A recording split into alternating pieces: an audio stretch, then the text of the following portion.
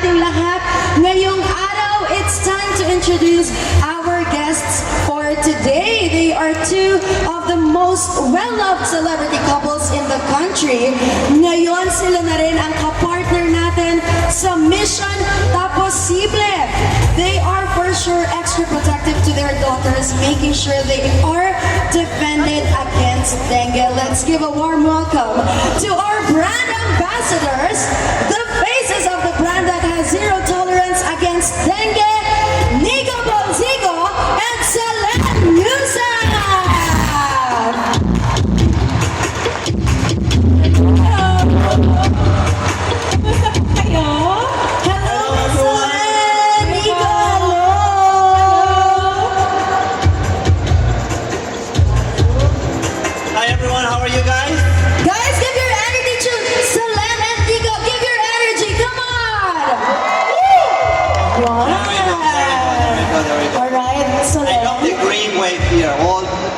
Green. Yes.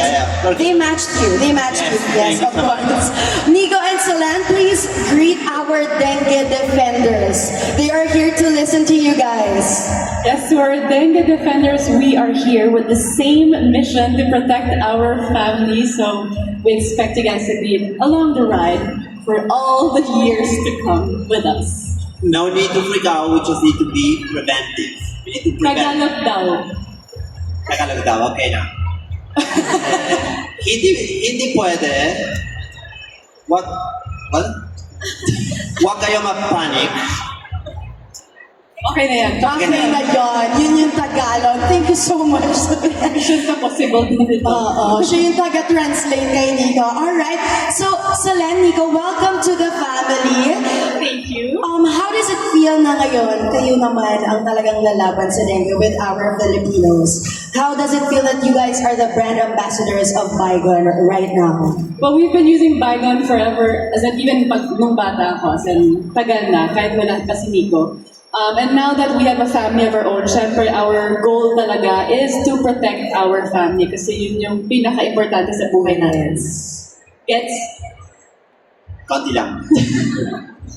Now, it's actually very good to be part of such an important mission. It's not just about a brand, but it goes beyond that. And I think that's what we're here today to promote and to explain and to pledge. So we're very happy and very honored to be part of this. Yes, and we are also very honored that you guys joined us here today. What made you say yes to being part of the Mission Taposible campaign?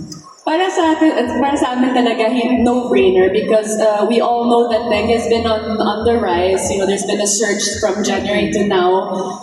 So many cases. I myself have had dengue, my mom, my brother. And I know how scary it can be, and I think na minsan nakakalimutan natin kasi syempre pag mosquito sobrang liit, pero malaki yung consequences din. So we're really here to stand amongst Filipino community to help them take those daily steps para maprotektahan ang family nila. And it's just little small habits of prevention that will really do a big change. Yeah, and it's never enough awareness to create when it comes to dengue, right? Sometimes, we know how bad it is, how it can impact our families, but sometimes we tend to forget, right? You have a spike, and then everyone is worried, and then the spike goes down, and we forget. And I think that preventing all the way is the way to go in order to really fight dengue. Prevention is always better than cure. Since you've mentioned family, now that you guys are parents, how important is it for you to protect your home and family against dengue? For us, every day, it's a routine. It's like, diba, pag nagigising kayo, mag-toothbrush kayo. So, kami naman, pag nagigising, toothbrush, tapos syempre naman, we put repellent. We always make sure that we have Bygone in the house. We have little tips for everyone. Syempre, kami naman ni Nico, we love to be outdoors. Super outdoor people kami. Tapos, para sa mga bata, we also love them to always play outside. Marami akong dahon sa house. So we just make sure to eliminate puddles of water, or pag may mga plants kayo, tanggalin nyo yung excess water, repellent, Bygone. There's screens. Kung wala kayong screens sa mga windows niyo, dapat ilagay din ng screens. Lots of small steps that you can do talaga to prevent dengue. That's very important for us. How about you, Nico? Do you have any personal habits or routines to prevent dengue? So I'm the one who push our kids to go outdoors all the time. I'm a very outdoorsy person and I want them to go outdoors all the time, and I always follow her rules on what to do when we go outdoors, like in my life. But since I became a dad, Solen stopped being the most important person of my life because I have 2 girls now. Yeah. She's still very important. She's still number one. She's still number one. At a different level. But I think that's, as parents, our biggest fear, for your kids to get illness, right? But dengue specifically in this case. So I think this whole mission is really aligned with our lifestyle because we live for our kids. We want to go outdoor. We want them to be outside, but of course we want them to be protected. So it's really aligned with our everyday basically. Of course, we want to protect the kids from mosquito, diba? Mosquito protection all the way. But why do you trust Bygone and Off? Number one in the country always. Again, it's very effective. Para sa akin, if you have a product that's effective, you don't need to look for anything else. And again, it's something that's been trusted in my family pre-Nico, pre-kids. And I just want to keep using the brand that I know will be 100% effective for my family to protect them. Yeah, for me the brand goes back to Argentina. It's very big, Bygone and Off. Not related to this campaign, but also Bygone helped us a lot with cucarachas, which were a big problem for us before. So we've been with the brand way before we became ambassadors. Cucarachas ipis yan. Yeah. Yes, okay.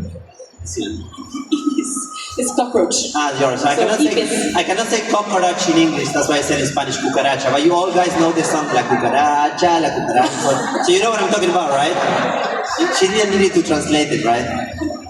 Anyways, I don't know why we're talking about cucarachas now, but the whole thing is we've been with Bygone enough for way before we became ambassadors, and it's really the way to go. We have been proof of concept, I would say, for many, many years. So happy today to be able to communicate it and to share with everyone else. So trusted brand na talaga natin, di ba? Trusted brand, number one.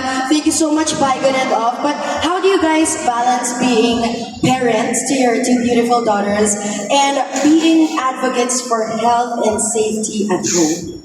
Well, para sa akin, syempre, if you want to be happy, dapat talaga health as well. So we really prioritize health in our family. And when you have health, then you have the well-being to do anything else you want to do. So it works hand in hand. Yeah, exactly. It's not like we need to balance anything. It's like, it's really aligned with our lifestyle and aligns with what we want for our kids. So it's very easy, actually. It's not an effort to promote and to support this. Alright, thank you so much for answering my questions, Nico and Solen. Thank you so much. I'm sure marami tayong families na mas magiging aware because of this campaign, because of your stories. And of course, dengue remains to be a real threat here in the Philippines. So we treat mosquito protection as something reactive, di ba? Right now, ganun pa. And not proactive habang nakarelax tayo. Of course, pwedeng mapanganib yung mga mahal natin sa buhay. Kaya naman tayong mga dengue defenders, of course, it's our responsibility to continue to educate more Filipinos.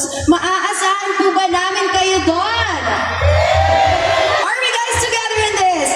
Yeah! Alright, at dito sa Mission Ta Posible, we believe that dengue prevention is more than just a routine, it's a shared promise. So we are here to pledge.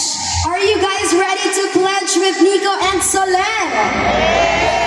So today we are proud to unveil something that turns our mission into a movement. It is a commitment that starts with one click but spreads through every home and community. This is Pledge